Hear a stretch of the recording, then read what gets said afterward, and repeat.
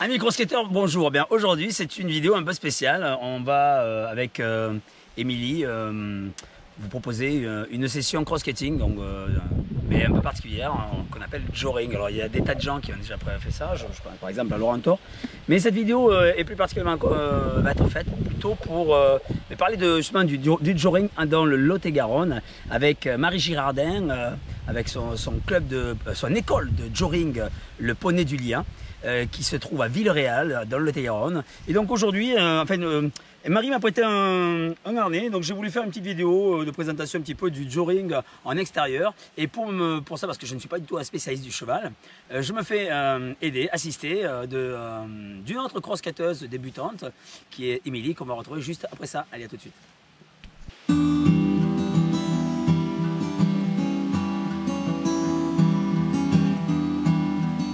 Nous voici donc avec Émilie, qui est une spécialiste du cheval. Hein. Tu peux te présenter? Bonjour, je m'appelle Émilie, voici Bilbo. J'ai fait plusieurs années d'équitation et l'année dernière j'ai fait mon BPGEPS. Et aujourd'hui, pour remettre un peu en forme mon poney, je me suis mis au cross-skating avec lui. Voilà, avec Bilbo, donc cross-skating qui va s'associer donc au brancard. Hein. Alors il a déjà été attelé? Oui. Et donc c'est pas un problème pour lui. Est-ce que tu penses que le fait d'atteler un poney, c'est difficile de l'amener à cette place-là? Alors au début, pour lui, parce qu'il a été battu étant plus jeune, il a fallu faire beaucoup de désensibilisation autour du corps et des fesses. Il avait peur dès qu'on le touchait.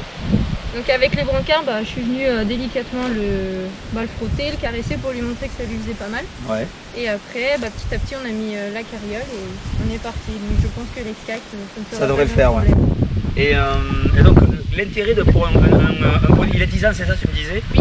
Quels seraient les intérêts pour lui de faire ce genre de discipline? À ce jour, ça le permettrait de remettre sa condition physique un peu aux normes parce qu'il est sorti d'une fourbure assez forte. Donc il avait des problèmes dans les pieds et là aujourd'hui... C'est quoi une fourbure? C'est parce qu'il a une alimentation trop riche à cause de l'herbe. Et ça a créé, je l'ai vu à temps, mais ça peut créer un basculement de phalange. Et quand ça commence à basculer, après soit c'est trop tard ou soit le poney peut être boiteux à vie. Ah ouais, d'accord. Des fois c'est pire. Donc le fait de faire du joring avec lui, ça va le faire trotter, le faire courir? Voilà, ça va garder sa condition physique au top, mais ça n'enlèvera pas les risques de fourbure. Ça, après, c'est moi qui gère l'alimentation. Et alors, donc, l'intérêt, parce qu'il pourrait très bien courir tout seul, en fait. Oui, dans son pré avec ses copains, mais après, c'est le plaisir de partager à deux une discipline, mais après, dans le pré, c'est pas pareil. Il n'y a pas le contact social avec l'humain, puis la découverte de l'extérieur. Dans les prés, c'est le même dénivelé, je dirais. Voilà. Et donc, du coup, là, sortir, ça peut lui faire d'autres exercices. De l'herbe, tout ça. Et donc ça peut être intéressant d'un point de vue physiologique pour lui, biomécanique, et donc le renforcer ou du moins lui redonner un petit peu de mise en forme. Voilà, et donc c'est vrai que donc, pour des poneys ou des chevaux qui sont en fin de carrière, ça peut être intéressant de faire du joring, c'est ça? Ça dépend après de ce que le cheval a fait dans sa vie, mais oui, selon le poney ou le cheval, c'est tout à fait possible de lui apprendre, et peu importe l'âge après. Ok, bon, donc là aujourd'hui tu vas essayer le joring en chaussant des patins. Dans un premier temps, on pensait, donc je vais rouler à côté de lui, toi tu vas marcher.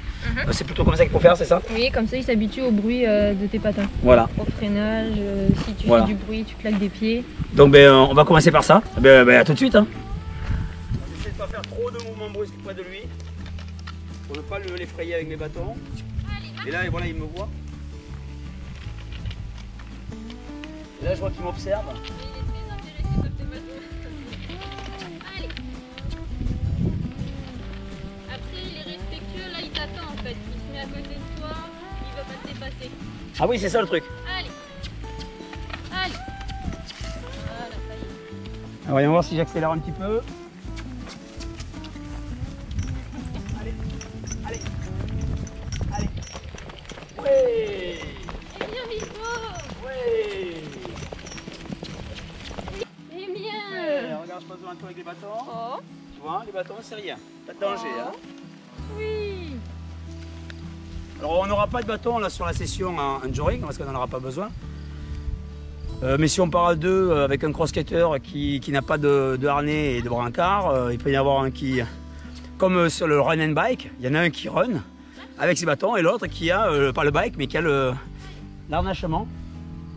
Donc on va passer à gauche, comme ça au moins je suis à droite, après je la mets à droite.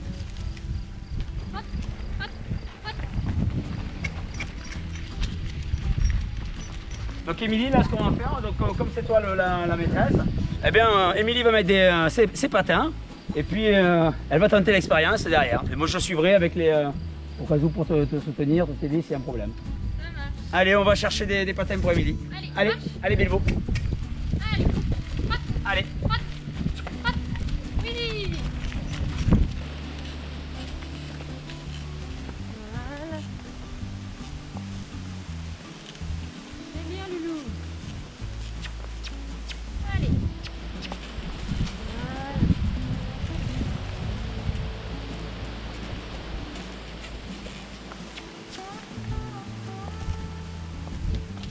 Donc là, ce qu'on va faire, je vais tourner vers la gauche. Je vais faire un grand rond et toi tu commences à tourner ici.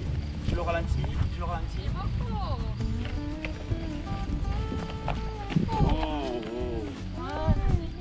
Alors la difficulté en joring, en fait, c'est de tourner. Et en fait, il va falloir réussir à faire, donc c'est pas chasser. Alors là, c'est vraiment purement technique. C'est venir ici, ce genre de pas. Parce qu'on ne va pas pouvoir croiser comme en roller, on le ferait. C'est-à-dire croiser les patins, c'est pas possible. Donc on va venir faire des pas chassés. Alors c'est là, c'est là. Et en venant, on peut aussi imaginer de laisser la roue au sol à l'arrière et venir faire une sorte de pendule comme ça. On laisse la roue au sol et on va revenir rejoindre l'autre pour retrouver le parallélisme. Mais quand on est tracté derrière le poney, en fait, il faut anticiper ce virage. Alors c'est un coup à prendre. On le verra peut-être tout à l'heure. Pense à bien fléchir tes genoux pour ne pas freiner et donner la coupe donc sur ton flexion. Tu restes bien flex. Voilà. C'est bien.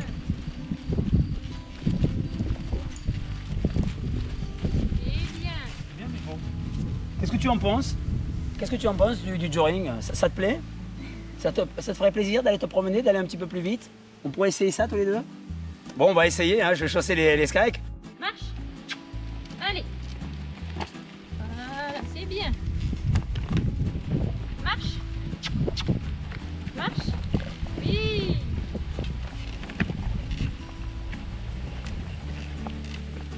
On fait demi-tour? Ouais. Qu'est-ce que je fasse? Ouais. Allez, allez. Doucement, doucement, doucement, doucement. Oh, oh. Il peut tracter combien en fait un animal comme un poney? Tu sais pas trop? Non, je sais pas trop. Après, je sais que... Marche. Allez. Je sais que dans les carrioles, ils tiraient une personne parce que c'est un petit poney. Donc, c'est un peu comme moi. Ouais. Après,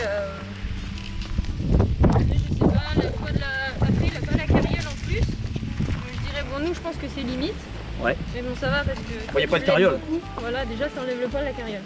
Mais après, je pense qu'avec de la musculation et tout ça, je pense qu'on pourrait réussir à nous tracter sans trop de difficultés. T'imagines là si on en a chacun un? Ça va décocher. Allez, marche! Ça peut être terrible, tu peux vraiment les mettre en course tous les deux, qui se mettent à courir. Oui. Et pour les cross-skaters, ça peut devenir aussi une super discipline. Complémentaire. Hein. Allez, marche! Après, toi qui es habitué, tu peux essayer. Ouais, je vais bien.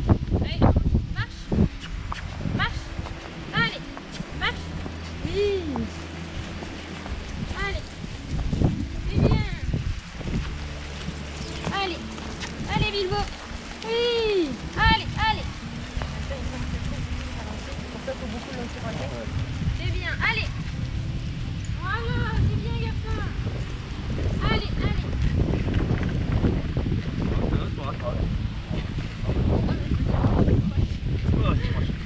Je te laisse faire un demi-tour. Ouais. Oh, doucement, doucement, doucement, doucement, doucement. Oh, doucement. Marche, marche, marche. Oui, c'est Marche. bien. C'est bien. Marche. Oui, c'est bien. Ok. Trotte. Hey, hey. Oui, c'est bien. Oui, c'est bien. C'est bien. Oui, c'est bien. Allez. Bilbo, trotte. Allez. Allez. Allez, trotte. Allez, Bilbo. Allez. Oui. Oui. Bien. Oui. C'est bien. Trotte. Trotte. C'est bien. Trotte. Super. Trotte. Trotte. Encore. Galop. Allez. Allez. Allez, galop. Galop. Galop. Oui. Galop. Hey, hey, hey, hey, hey. Allez, allez. Donc, voilà, on espère que cette émission vous aura plu. On a quand même expérimenté pas mal de choses avec Émilie. C'est peut-être notre première session hein, avec Émilie. Bilbo. Voilà. Et avec Bilbo qui a été superbe. Hein. C'est première expérience en Hébreu, c'est la première fois qu'il faisait du joring. Bon, il a été attelé, mais première fois qu'il fait du joring. Et il a tout de suite répondu aux ordres. Donc c'est ça qui est fantastique quand même avec le lien qu'on peut avoir avec l'animal. Moi je ne suis pas du tout du monde du cheval. Je me bricole un petit peu des choses en cuir justement pour les chevaux, mais je suis pas déjà un bon cavalier. Je suis un piètre cavalier. Et d'ailleurs c'est Émilie. Et donc je voudrais remercier Émilie hein, pour cette super expérience qui a été partagée. Parce que sans elle c'était pas possible. Merci à Bilbo. Tu as quelque chose à dire par rapport à cette expérience quand même Pour une première, j'étais relativement à l'aise et Bilbo aussi. Et après, c'est à refaire et on verra pour le trot et le galop. Mais alors justement en parlant du trot, c'est intéressant. Le galop c'est super. En tant que cross-skater, vous êtes derrière, vous êtes tracté. Wow, ça fuse vraiment bien. Bien sûr, évidemment, on va aussi vite que quand on prend des descentes sur de la route. Hein. Mais ça demande d'être vraiment précis sur les appuis, de faire attention justement aux irrégularités du sol, parce qu'évidemment, un poney, ça court mieux sur de la terre ou sur du meuble, des terrains meubles, donc, et pas sur du goudron. On ne fait pas courir les chevaux sur le goudron. Hein. Non, on peut les faire un peu trotter, mais il faut éviter. Et voilà. Encore moins galoper. Et encore moins galoper, à moins que ce soit juste sur 10 mètres, qu'on peut 10 mètres. Faut éviter le galop sur la route, c'est pas très bon pour leurs articulations, ça résonne beaucoup. D'accord. Donc c'est pas ce qu'il y a de mieux. Voilà, donc comme Émilie vous le dit, on va pas sur la route, on reste donc dans la nature. De toute façon, les patins V9 Fire 200 sont faits pour être dans la nature. Et le cross-skating, c'est fait pour être dans la nature et se rapprocher de plus en plus au travers de ces activités donc, de loisirs pleine nature, justement de tout ce qui nous entoure, qui est merveilleux, et en prendre soin et sensibiliser un maximum de gens au sport, loisirs pleine nature. Moi, écoute, j'ai qu'une seule chose à dire. Merci, bravo Bilbo pour cette super session. Je vous dis à très bientôt pour une prochaine émission, j'espère. Et je vous donne très rapidement rendez-vous sur la prochaine vidéo qui devrait arriver. Oui, parce que Émilie et moi, on sera le week-end prochain, justement à Villeréal, au Poney du Lien, où on va retrouver Marie Girardin, une spécialiste du joring et du cross-skating, qui va faire une journée très spéciale avec justement tout ce qui tourne autour du joring. Et on sera là-bas avec elle, ça va être super. Et bien sûr, derrière, je remercie aussi Guillaume qui est derrière la caméra et qui sera aussi au montage et sûrement à la prise du son, qui peut-être sera avec nous. Merci à tous les abonnés de la chaîne, merci à tous de nous suivre et à très vite. À bientôt. Bye bye. Bye.